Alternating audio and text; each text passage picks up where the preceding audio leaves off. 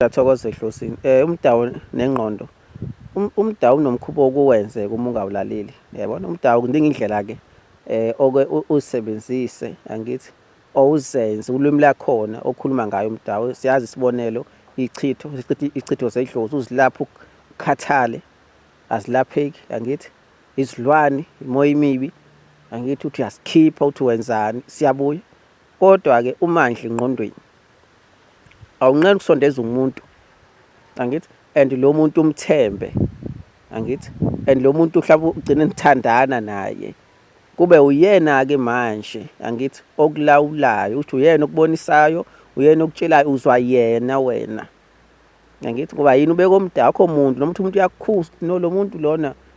yabona ngathi akekho right wena umbone right wena umbone ekusiza lento yakubonisa ngazo akusiza ngazo kanti uyakusebenza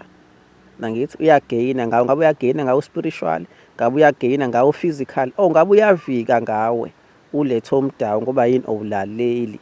nangithi wona fanele ngabe uyakusiza ucabange angithi wona ufuna ukusiza ngithi so wenzani ulethe umuntu ke ozokucabangela wena ubona emva kwesikhathi esithu no lo muntu lona bengangisizi kodwa bengifaka edakeni